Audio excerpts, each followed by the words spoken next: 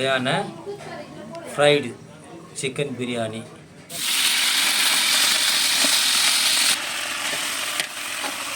அஞ்சு K chicken போட்டு எண்ணெயில் போட்டு வதக்கினுக்கிறேன், நல்லா ஃப்ரை பண்ணுறேன். இப்போது ஒரு 2 டீஸ்பூன் மிளகாத்தூள் போட்டு நான் இது ஃபஸ்ட்டு ஃப்ரை பண்ணுறேன். உப்பு வந்து கொஞ்சம் லைட்டாக போட்டு வச்சுக்கணும், உப்பு ஏறுறதுக்கு. இது சிக்கனுக்கு நல்லா ஃப்ரை ஆகிருக்குது. இது எடுத்து செப்பரேட்டாக வச்சுக்கணும். நம்ம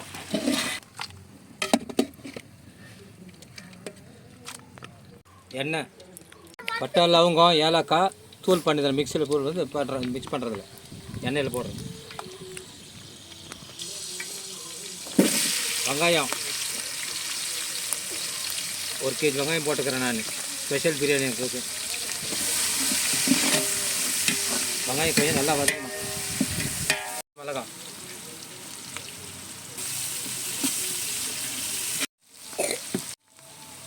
கஸ்தூரி மேத்தி நம்மளுக்கு தேவைக்கேற்ப போட்டுக்கணும். இப்படி வாசனைக்கு நல்லாயிருக்கும். தக்காளி 1 kg தக்காளி போட்டுக்கிறேன். சிக்கன் பிரியாணிக்கு 1 kg தக்காளி போட்டுக்கிறேன். இஞ்சி பூண்டு பேஸ்ட்டு அடிப்படிக்காதுக்கு போடுறது. இது இஞ்சி பூண்டு பேஸ்ட் 400 கிராம் போட்டுக்கிறேன் 5 kgக்கு. இஞ்சி, கொத்தமல்லி, புதினா நம்மளுக்கு வாசனைக்கு தகுந்த மாதிரி போட்டுக்கணும். கொத்தமல்லி 50 கிராமு பிரியாணி மசாலா, அப்புறம் டேஸ்டி சால்ட்டு கலந்துக்கிறேன்.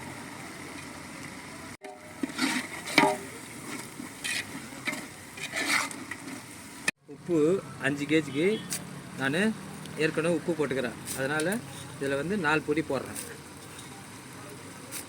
சிக்கனை இதில் மிக்ஸ் பண்ணுறேன். இப்போ கொஞ்ச நேரம் இது மசாலா ஏறுறதுக்கு.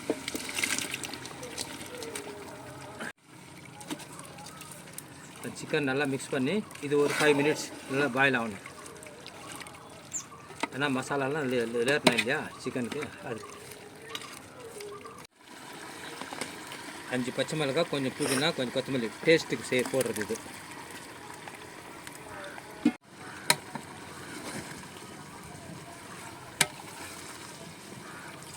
பிரியாணி டேஸ்ட்டாக இருக்கிறது தான் அதை செய்கிறது. நல்லா இது வேலை ஆகிடுச்சு, மசாலா ஏறிக்குது. இப்போ கொஞ்சம் செப்பரேட்டாக எடுத்து வச்சுக்கணும். நம்ம மசாலா ஏறிக்குது. இப்போ சிக்கனை சூட்டி செப்பரேட்டாக நம்ம வச்சுக்கணும். அப்படி தண்ணி 1க்கு 1.25.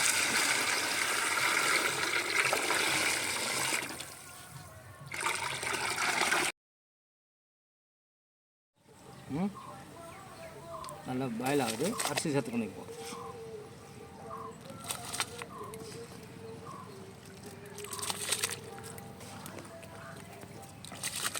காட்டிருக்கோம்.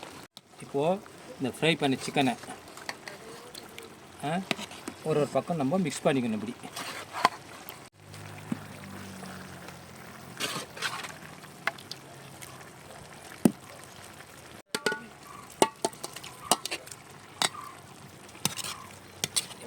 இப்போ ஒரு தம் பண்ண, அவ்வளோதான்.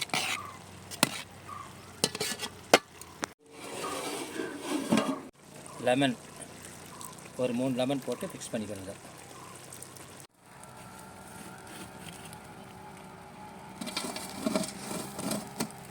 நல்லா தம் ஆகிடுச்சு. இது ஓப்பன் பண்ணிவிட்டு இதில் இருக்கிற நெருப்பு எடுத்து இதில் கொட்டிடணும்.